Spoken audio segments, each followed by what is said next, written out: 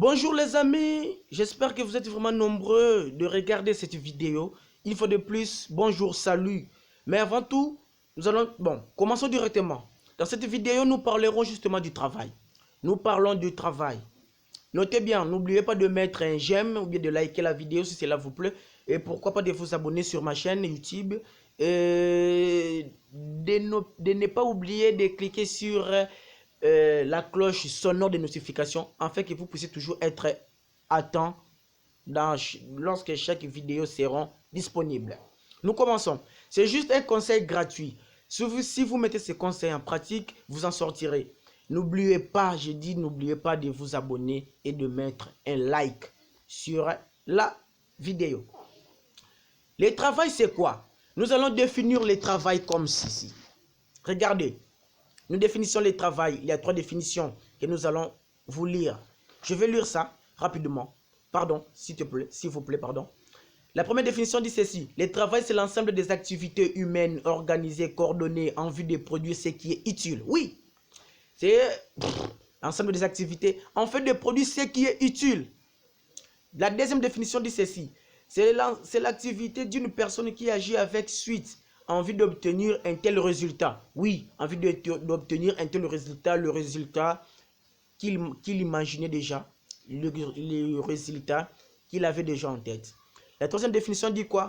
C'est l'ensemble des activités manuelles ou intellectuelles exercées pour parvenir à un résultat utile déterminé. Ok. Un résultat utile déterminé. Comment alors? Comment faire pour avoir ce résultat utile déterminé? Il faut avoir du courage. Le courage, bon, il ne faut pas dire moi je ne suis pas courageux. Le courage est inné. Mais il faut maintenant le cultiver. Si vous cultivez le courage, vous en sortirez.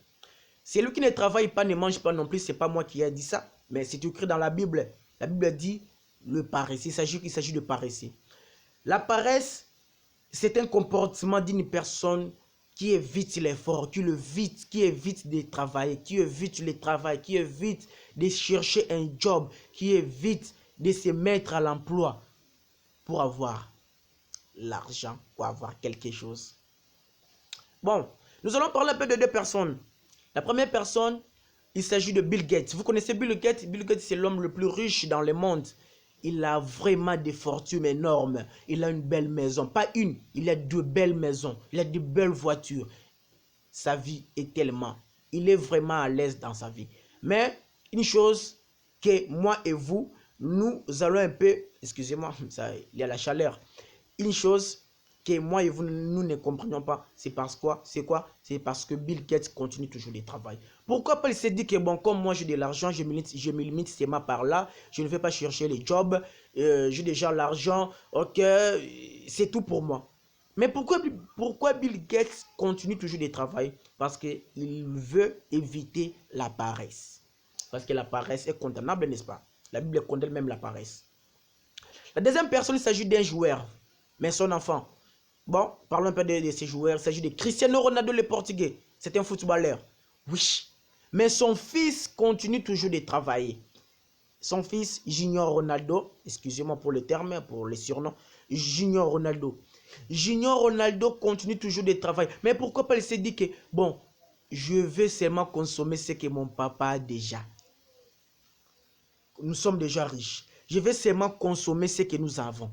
Mais pourquoi il continue toujours de travailler afin qu'il puisse aussi devenir un grand joueur comme son père? C'est ça les questions, ce sont des questions qu'il faut se demander, qu'il faut se poser. Ces questions, lorsque vous posez ce genre de questions, cela vous aidera à avoir du courage, à être déterminatif lorsque vous cherchez l'emploi. Ok, vous allez par exemple me dire que, alors comment chercher l'emploi? Mais je vais vous dire les 2 choses à faire pour chercher l'emploi. La première chose à faire, c'est il faut connaître un métier.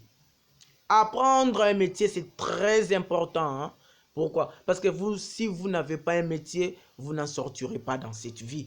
D'autres me diront que moi, je connais 2 métiers, 3, 4 métiers, voire même 5, 10 métiers. Oui, mais vous oubliez une chose. Laquelle? Il s'agit d'écrire les demandes. Je ne dis pas une demande, les demandes d'emploi. Lorsque vous faites des demandes d'emploi, vous devez le laisser où? Dans des sociétés, dans des compagnies. voire même le publier dans des réseaux sociaux. C'est très important. Lorsque vous publiez des telles demandes, les amis qui liront vos demandes, une telle personne est spécialisée en informatique. Oui, j'évoque l'informatique parce que le monde évolue avec la machine. Hein.